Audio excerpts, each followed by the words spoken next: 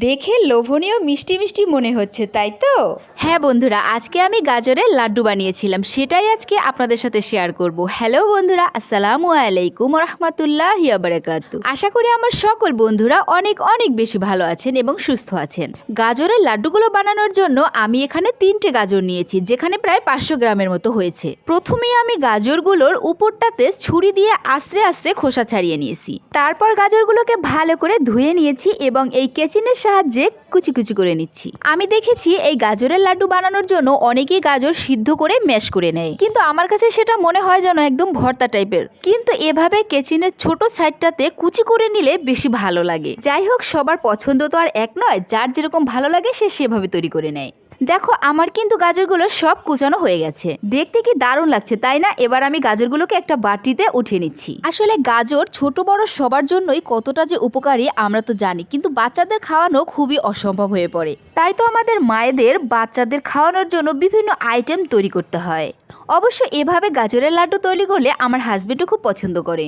যাই হোক, আমি কিন্তু গ্যাসে কড়াই বসিয়ে দিয়েছি এবং তাতে 2টো দারচিনি, 2টো এলাচ এবং 2টো তেজপাতা তেলে একটু ভেজে নিয়েছি যেন একটু ঘ্রাণ আসে। ব্যাস, গরম মশলার ঘ্রাণটা একটু ছাড়লেই আমি কুচনো গাজরগুলো দিয়ে দিয়েছি।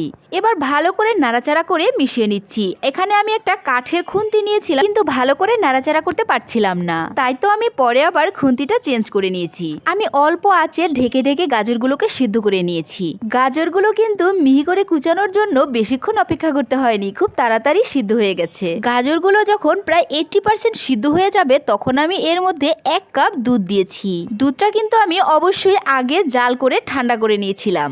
এবার মিডিয়াম আঁচে নাড়াচাড়া করতে থাকবো যতক্ষণ না পর্যন্ত দুধটা শুকিয়ে যায়। দুধটা শুকিয়ে কিন্তু গাজরগুলো একদম আঠালো টাইপের হয়ে যাবে। এখানে কিন্তু আমি অনবরত নাড়তে থেকেছিলাম, কারণ একবার নিচে লেগে গেলে পুরো ডেজার্টটাই নষ্ট হয়ে যাবে। দুধটা শুকিয়ে গেলেই এর মধ্যে আমি কিন্তু পরিমাণ মতো চিনি দিয়েছি।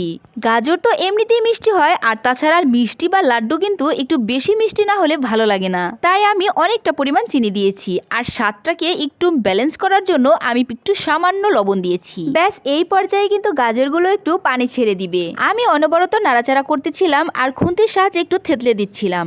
এই 5-7 মিনিটের মতো নাড়াচাড়া করতে করতেই পানিটা একদম শুকিয়ে আঠালো টাইপের হয়ে যাবে। তারপরেই দিয়ে দেবো আমি প্রায় 2 থেকে 3 চামচের মতো গুঁড়ো দুধ। এতে কিন্তু লাড্ডুগুলো বানাতে সুবিধা হবে এবং খেতেও স্বাদ বাড়বে। ব্যাস, এবার আমি চুলা থেকে নামিয়ে কিছুক্ষণ অপেক্ষা করেছিলাম ঠান্ডা হওয়ার জন্য। তারপরে হাতের সাহায্যে লাড্ডুগুলো বানিয়ে নিয়েছি।